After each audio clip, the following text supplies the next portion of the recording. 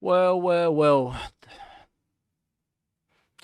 What a game that was against Southampton the other day. I done a live stream. I wasn't too happy about what I was seeing. And we deserved that defeat. We actually deserved that defeat. So we can't really say anything else other than well done to Southampton because they deserve that win. So let's talk about this, people. Let's do this.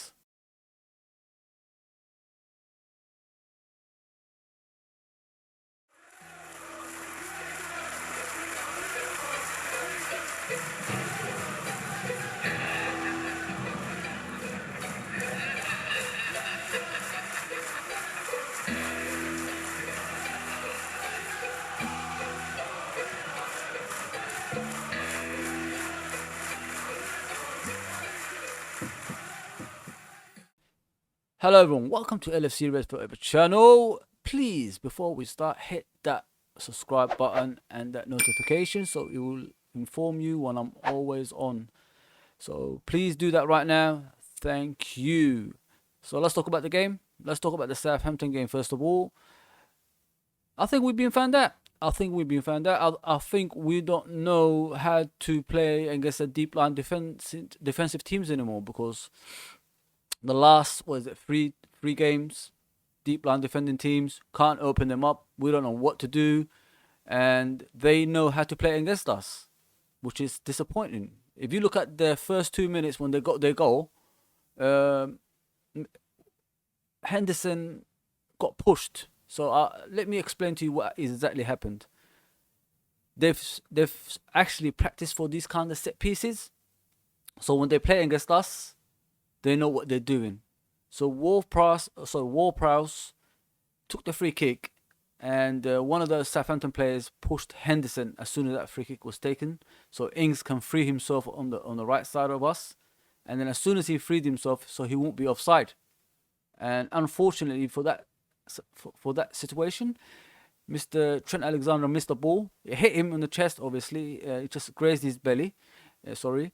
And it went through to Danny Ings, and Danny Ings lobbed Alisson. I don't know how he did that. I can't remember ever seeing that Liverpool do for him. Like basically, Danny Ings doing that for Liverpool. I have never seen that before. And what a goal, by the way! What a goal! So what happened during the game? All they needed is their goal. It doesn't matter what minute the goal came in. They got their goal. So basically, when we hold that high line, what angers me the most is when we hold that high line, what is the second option of that play if they go through? It's nothing because we ain't got no clue. We have to just try to catch them offside and see what happens after that. That's the actual Liverpool coaching display. It comes from the Liverpool manual. I'm telling you, because I've been watching our games. I've been watching. I never hardly miss a game. I never hardly miss a Liverpool game in the last 25 years. I've never missed a hardly Liverpool game. Even if I'm somewhere else, I'll find a way to watch it. So they they know what to do against us now. The other teams, they know how to beat us. You look at West Brom as well. 1-0 up, they were coming for a draw. No matter what happened in that game, West Brom was gonna get their draw. And I was saying it in the live stream. They're gonna get another goal. They're gonna get a goal. They're gonna get a goal. They're gonna get a goal. Nobody believed me, and everybody was celebrating before the game ended. So basically, I said around the 80th minute, around that time, like 78, 75 onwards, they're gonna get a goal. They're gonna get an opportunity, maybe a set piece or something like that. So what happened with West Brom? They got the set piece. They scored a goal. This is what's happening, people. People know how to play against us now, and it's frightening. And we haven't got a plan B. We only play like 4-3-3. So what's after that? Like if things go wrong, that's what I need to find out about Liverpool at the moment. That's what we need to do. Luckily, to be honest, we're not too far from the top. We're still top of the league, but we're not far from we're not like fifth or fourth or something like that. We're still like in top of the league. We still can rectify these issues we have, and the people say the defense is the issue, but it ain't. It ain't. The defense ain't conceding a lot of goals. The front line ain't playing together. Think about it this way. You look at the Crystal Palace game. We won 7-0, right? Salah comes on in the second half near the end and scores two. But the game was already won by that time. The team in the first half, the way we scored those goals and in the second half, sorry, as well, The way we scored those goals was like a team like that knows each other. They know what they're doing. They know how to pass the ball to each other. Each goal, I think, was created by a teammate. It's not like one of those ones we have to cross the ball in. No, it's actual through balls to each other. That's how we scored those goals. And then we come to the West Brom game. We look like a team of individuals. Newcastle game, team of individuals. Yesterday in Southampton, full of individuals. We're not passing to each other anymore, people. That's the worrying thing about it. People need to wake up as well. We're not passing to each other anymore. We don't know what we're doing on the pitch. We're not a team. Something along the way has ruffled up that squad, and they forgot how to play together for some reason. Maybe they're tired. Maybe it's the fatigue. Maybe they played too many games in the last 3 years, which I agree, because they won every trophy in world football, which is like obviously the upper tier trophies, not the domestic, the Carling Cup and the League Cup and the FA Cup. It's not those kind of trophies. I'm talking about the big trophies in Europe and here. We've done it. Maybe it's just the fatigue now. Maybe the players can't run anymore. Maybe their legs have gone. But this is why you need a bigger squad. This is why we need to get some more players in those positions that's available right now, because we've got too many injuries, and we need to sort that out. We need to actually sort that out, because the current players, they're not playing well, people. They're not playing well. No matter who we enjoy, like Salah, Mane, Firmino, anyone, they're not playing very well. The only one that can cement his place in the team is Alisson. Other than that, beyond that, I can't see anyone saying they deserve to be in the starting lineup. Maybe Robertson. But for the last 2 games, he's been drifting away as well. He's been dragged into that poor form, display by the other players like Trent and Firmino and Salah and Mane. It's really worrying, people. If we don't tell the truth in what's happening, what is the point of supporting a club? The thing with our fans at the moment is we have to be positive all the time. But when we're in trouble, if we don't actually flag out the issues, what is the point? What is the actual point? Because they're gonna continue doing that stuff. And don't get me wrong in that as well. You have to say something, because there's no fans in the stadiums. We can't tell them through the stands like what they do. We can't boo them. We can't tell them raise your game or anything like that on the side. We can't, because we're not there. So all this positivity that's going around needs to stop. We need to wake these players up. Tell them who they're playing for. Because the last thing we want is a team like Man United, who took us down for 30 years, mocked us, laughed at us, made jokes of the 96. Take the helm again. No. That can't happen, people. We need to stand up for our club. We need to come back to where we belong. We need to, these players are not, these players are not bad. They're not actually crap, are they? They're world champions. They are European champions. They are Premier League champions. The list goes on and on and on. They just have to wake them up. Stop this positivity and tell them how you really feel. I think we need a refreshment in the squad. I think a lot of players have to come out. There's no one, like I said, other than Alisson can say he deserves a place. Even that goal was a freak goal, to be fair. Most cases he wouldn't concede those kind of goals. But yeah, Alisson is the only one, in my opinion. Maybe Robertson and Fabinho as well. I forgot about Fabinho. Fabinho is playing in a different position and he's doing an outstanding job. Sorry about Fabinho. Yeah, Fabinho as well. That cement a place in the team. Other than that, Trent has been taken off yesterday, because each crosses he done, people, couldn't beat the first man. Or if he crossed it in, he didn't aim for a player, Southampton cleared it again and again and again. He ain't looking for players anymore for some reason. He just wants to put it in a place that is impossible, or it hits the first man whenever he crosses it in. And he really looked pissed off. He looked pissed off when he came off, which is only right. You have to be pissed off. Make players angry for them to perform in the next game.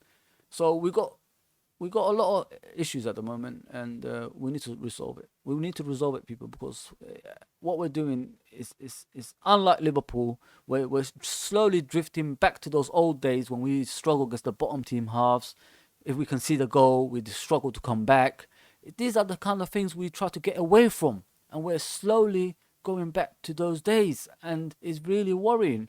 Yes, we got manager like Klopp, but he could do so much, and those players need to wake up, and do something.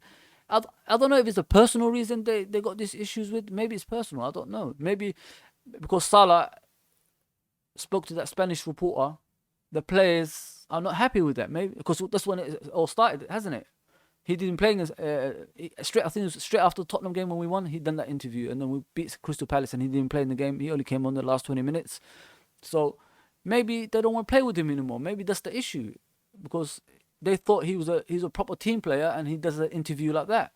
And if you look in the pitch as well, they don't pass to each other. You gotta be truthful, people. You gotta be truthful to yourself. Look at the games. How many passes do they do to each other to score goals? I don't see any.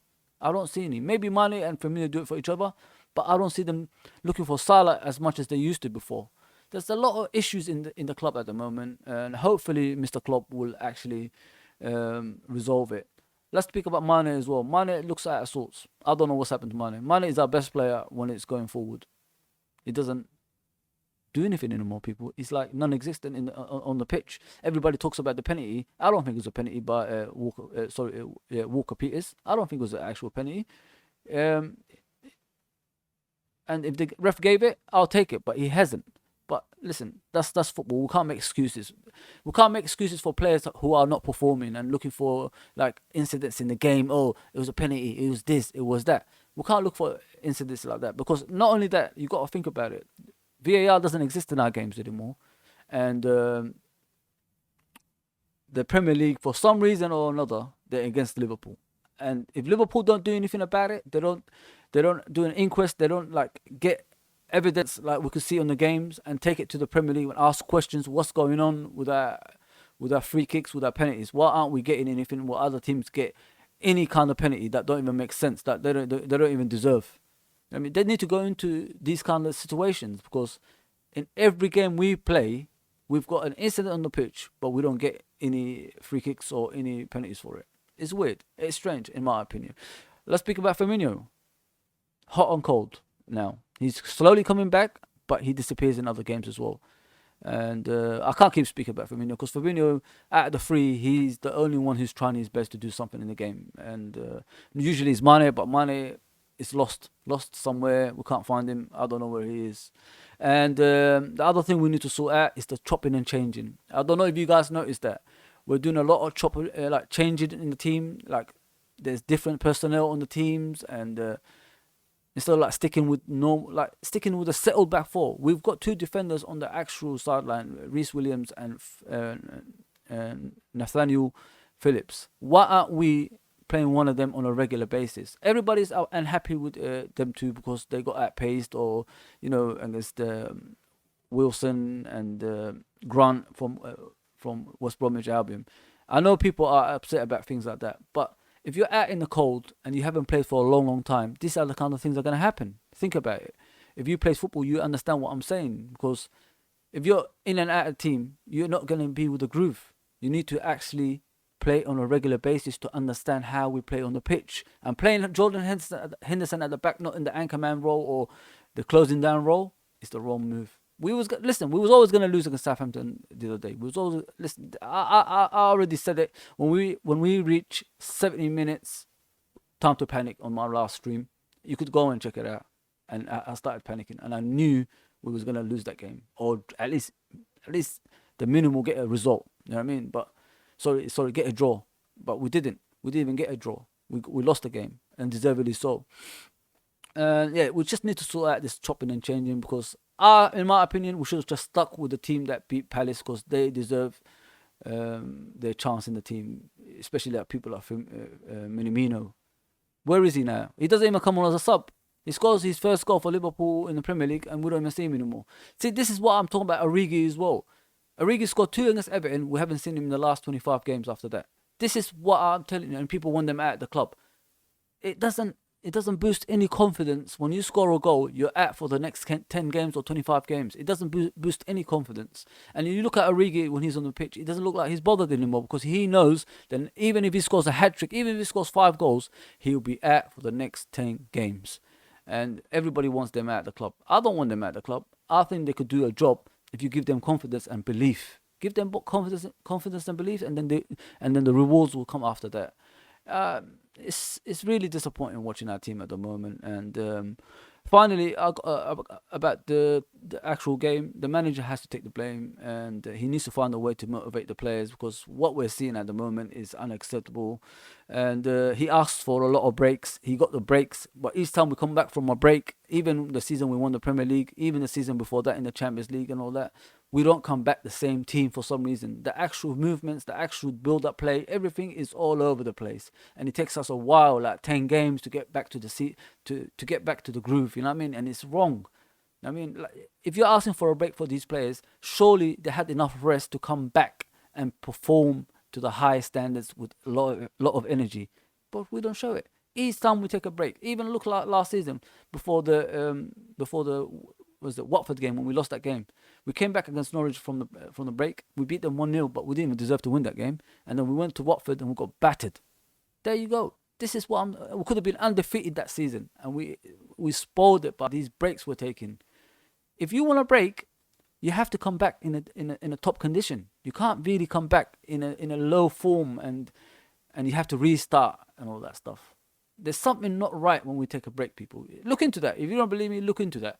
Each time we took a break, like a week or 2 weeks break, we come back a different team that just left. That left before that. You know what I mean? That was performing in an outstanding manner.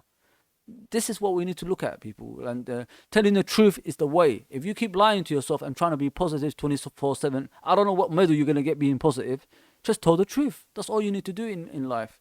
So let's talk about the transfers. Let's talk about Sven Botman.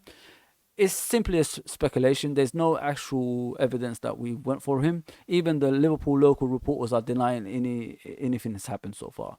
So, but we've heard that before. We've heard that with Van Dijk. We heard that with Salah. We heard that with Thiago. You know, just the list goes on. And but you never know. He looks like a good defender, this Botman kid. I only saw him on YouTube. I don't know beyond that. But apparently Lille are doing pretty good with him in defence. So, and he's only 20. You got to look at the future as well, people. You know what I mean? Van Dijk is going to come back from a serious knee injury. He's 29. But we need to look into, like, beyond that. Who's going to replace him one day, and who's going to be the next main centre-back. If it's this Botman kid, I'm all for it, because he's the same height as Van Dijk. He wins a lot in the air. He's good on the ball. He's a left-footed player as well. And not many people get past him in France, from what I've seen as well. So I think we should go for him, and it's for the future. It's for the future. That's what we need. Players for the future now. There's no more players here and now. We already bought Thiago for here and now. So players for the future. Updates on injuries. Matip should be back against Man United. It was only 3 weeks. It wasn't 3 months. He'll be out for. So he should be back against Man United in the Man United game. Jota should be back next month. Early next month, probably. I don't know. Maybe at the end of the month. I'm not too sure, but it should be back in early next month. Van Dijk and Gomez, I have no idea. Nobody's telling us the timescale. Obviously, is understandable. If you look at Keita, on and off, we don't know how long he's going to be out for, but he needs to get it going, get his career going, because everybody's not patient with him anymore. Even that we bought him, for almost 50 million, and he still hasn't cemented a place in the team. It's completely wrong. It's completely wrong, and everybody's feeling cheated, but it's not his fault. Injuries is part and parcel of the game, you know what I mean? But the last thing we want is something like Sturridge to happen to Keita. So he's got to have a consistent run when he comes back, like 10 games straight away, like keep playing. That's what we need him to do. And hopefully he will come back and start doing that. Please, people, as I said, like, share and subscribe. And I'll bring some more content like this for you. I hope you like my updates, and I hope you like my post-match reaction. And we're going to bring some more of this. Just put us up there, people. Thank you for tuning in, by the way. Thank you for tuning in. Take care, everyone.